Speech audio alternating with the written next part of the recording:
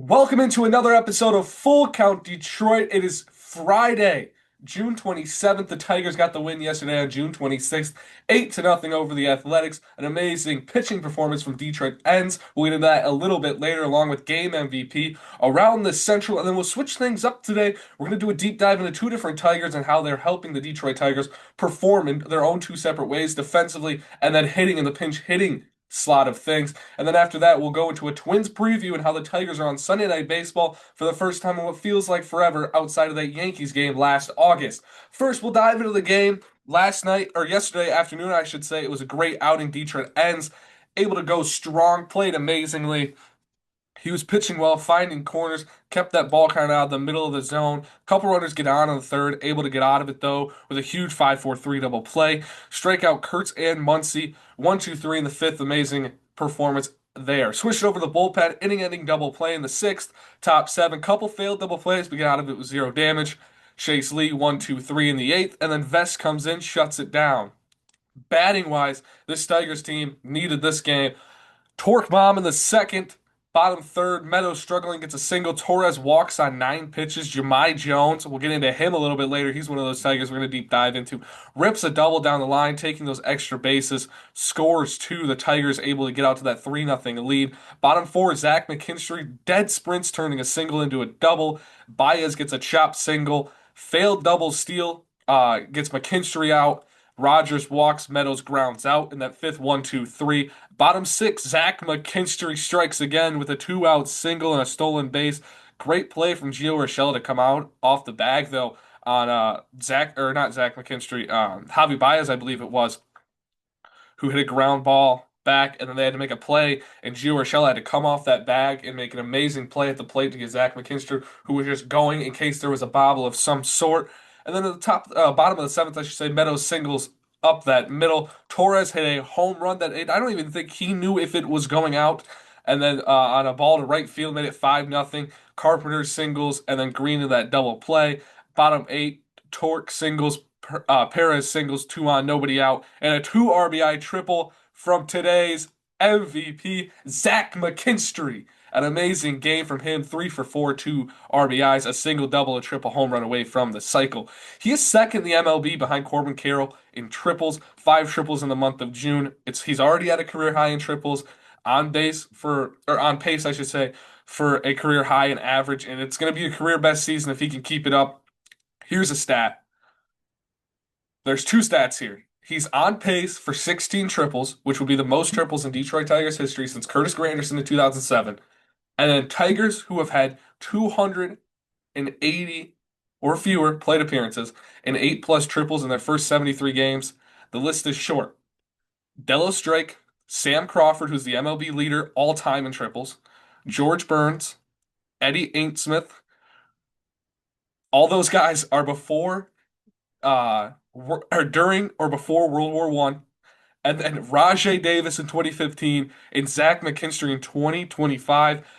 This is a good list for him to be on, able to smack that triple around the park, and it's a great park to hit triples in. Zach McKinstry having an amazing season. The Central Michigan alum, Detroit ends Central Michigan alum. He had an amazing outing. Detroit did. It was really exciting to watch. I mean, the way he was using the fastball, he was getting out in front of counts.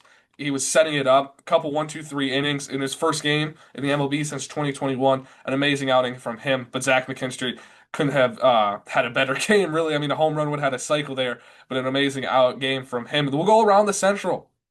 Really, really couple interesting games. Shane Baz went 8 innings, a shutout ball to lead the Rays to a 4-0 win over the Royals. The Royals are struggling right now, skidding across that June month, 5 straight losses for Kansas City. Vlad Guerrero and Jose Ramirez both have to leave the game injured on hit by pitches in a 6-0 Blue Jays win. Twins catch back-to-back wins versus Seattle, split the series. They won yesterday 10-1, and the Tigers still have that amazing lead on the AL Central on the standings aspect of things. The Guardians back there a little bit there with that loss yesterday, though, not going to be as helpful as it would have been. They're 9.5 games back. The Guardians are. Twins 11.5, Royals 12.5, and then the Chicago White Sox 24.5 games back. Struggling. They didn't end up playing yesterday, but The Tigers' comfortable lead on that division. That's what all you could ask for really here in the month of June. 9.5 games up on those Guardians. Really great overall for the Tigers.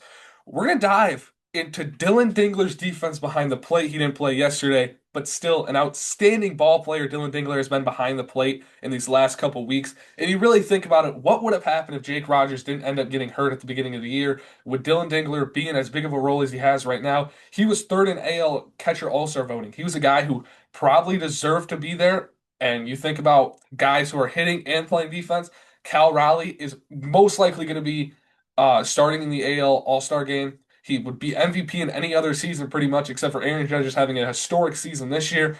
And then you have Alejandro Kirk, who's really been solid hitting and solid behind the dish. He's one of the best defensive catchers in baseball. But Dillon Dingler's not far behind him in defensive catchers. We'll dive into that.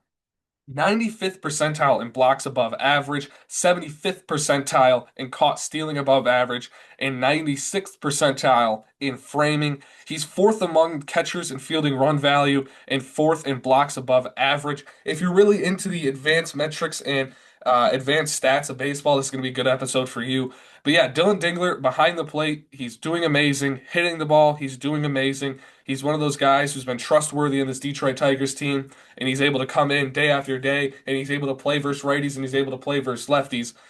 But he's been great behind the plate. You know, Jake Rogers and him platooning, and that's really a thing that in baseball you're going to see that a lot. You're going to see a lot of catchers platoon versus each other. And but yeah, Dillon Dingler doing an amazing job. He's really been a bright spot for this catching unit between him and Rogers, but Rogers has been struggling hitting the ball. Solid framer and a solid player, Jake Rogers says. But Dillon Dingler is above and beyond. The second round picked out of Ohio State.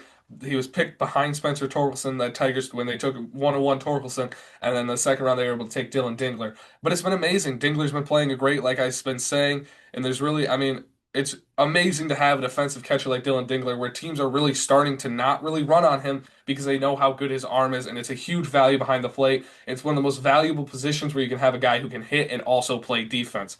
Another guy who's bringing value to this team, Jahmai Jones, the second round pick by the Angels in 2015. Five different teams in 6 years, wasn't the MLB in 2021. One home run prior to the season. He's got two this season, five doubles this year, doubles his career total, seven extra base hits, doubles his career total. He's been in the MLB for 21 days, and it's been an amazing 21 days for Jahmai Jones. He's come in, he's been a clutch hitter when the Tigers need him. He's had timely hits, he's had amazing extra base hits, and it feels like almost every single time he's up at the plate, it's an extra base hit. He's got seven of those, like I just said, and he's only got 11 hits this year. So that's a pretty good percentage for extra base hits versus normal hits. He was traded for Alex Cobb back in February of 21. And we know Alex Cobb not really he's not doing a whole lot on the Tigers right now as he's been hurt. But for this year, stats 29 RBIs, 379 average, 455 OBP, and an OPS of 1.213, a WAR of .6, two home runs, five doubles, 11 hits. An amazing stat line there. It's a very small sample size, but he's really been playing great. Jahmai Jones has been huge for this Detroit Tigers team. And the advanced stats, he has a OPS plus of 245, which if you're into OPS plus, it's brings in a ballpark factor. He's technically hitting 145% better than the average hitter. An average OPS would be 100, so he's hitting 245% better than the average MLB player.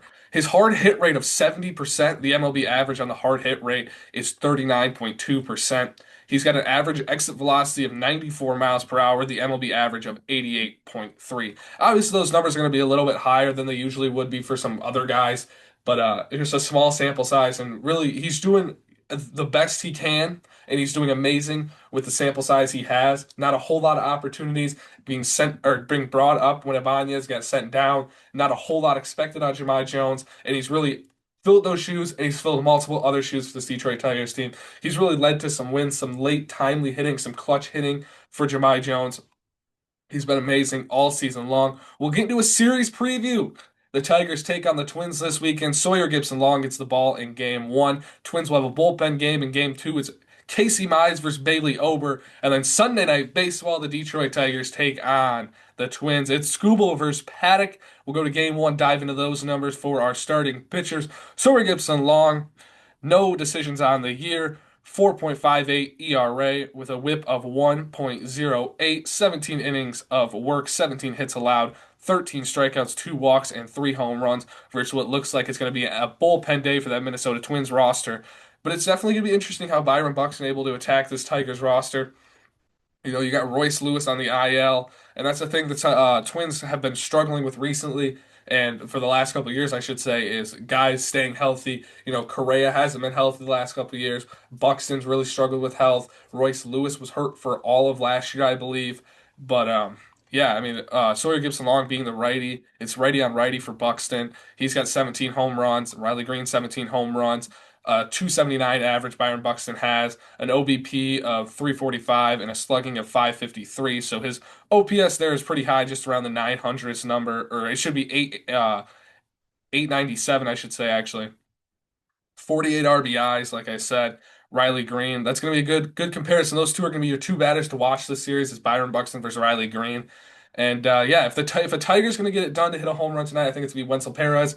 He's just been hitting the bat hot. It's hard to say. A switch hitter, it really depends on who the Twins start the game with. They don't have a decided starter yet so far. But yeah, I think Wenzel Perez is going to go out, and I think if you're picking a Tiger to hit a home run today, I think he's going to be your Tiger to hit a home run. Going into game two, it's going to be Casey Mize versus Bailey Ober. We've talked about Mize a little bit, not a lot then this last week, but 7-2 left the last game in Tampa Bay with cramps. 7-2, 2.88 ERA, a whip of 1.24, 72 innings of work, 71 hits, 64 strikeouts, 18 base on balls, and 10 home runs allowed. Bailey Ober not having that great of a season. 4-5 with just a sub 500 or 5 ERA with a 4.9 ERA, a whip of 1.37 in 87 innings of work, 97 hits, 69 strikeouts, 21 base on balls, and 17 home runs. A righty-righty matchup, and I think a guy who's was trying to break out of his slump. Kerry Carpenter's get a home run off Bailey Ober in tomorrow's afternoon game. We talked a little bit about Byron Buxton and that Twins team and what their stats are looking like, and who's going to try to get it against Casey Mize. It's going to be hard to say with this Twins roster, the way it's constructed. You got Ty France, Trevor Larnach. Those are two guys who have been playing really good recently. Both their averages are around 260, both just sub one WAR. But yeah, Ty France, who's was with the Mariners for a while, brought up with them. I could see him going deep, and I think he might be able to get one off Casey Mize. But I think Kerry Carpenter's getting one off Bailey Ober, and hopefully the Tigers are able to take 2 out of 3 here before they take their talents to Washington, which can be not a tough series, but going on the road there to Washington, you're going to have Mackenzie Gore in one of the games, and then I believe they're undecided in a couple of the other games. But I think you have the 5, and then Mackenzie Gore the 1 for the Nationals, and then the 2 you'll most likely have might be undecided for the Nationals. But then on Sunday Night Baseball, it is an amazing pitcher on the mound, the greatest pitcher on earth right now. Tariq Skubal, 9-2 record, 2.29 ERA, a .87 whip, 102 innings of work, 76 hits, 125 strikeouts to those measly 13 walks, 8 home runs allowed. Tariq Skubal on the mound for the Tigers, and it's Chris Paddock getting the rubber for the Twins. He's 3-6 with a 4.64 ERA, a whip of 1.23 in 85 innings of work, 81 hits allowed, 60 strikeouts to 24 walks, and 11 home runs. This is going to be an exciting series, and I really think the Tigers have an advantage in most of these games, especially pitching wise. The Twins will have a bullpen game, so it's going to be hard to say who they end up bringing in. And then Sawyer Gibson-Long, game one might be a little bit of a struggle versus game 2 and 3, but I think if Casey Mize can settle in game two and he gets going right away, not getting that pitch count up so high is really what he struggled with. And against the Tampa Bay Rays, he was really good. He got out in front of counts. He was pitching great. His location was good. But yeah, the Tigers, they got to get out in front of counts, and that's the thing I think Flaherty's been struggling with. Skubal was amazing, and he always will be. It's hard to never be great when you're Tariq Skubal, who's got a 2.29 ERA. But that does it for this episode of Full Count Detroit. We won't be seeing you until Friday of next week. Have an amazing weekend and have an even better week. And stay safe for the 4th of July, folks. That's when your next Full Count Detroit episode will be coming. Thanks for listening, and thanks for listening all week long. If you did, tune in next Friday for what we'll have a weekend recap and a week series recap versus the Nationals. Anyways, that does it. Goodbye, folks.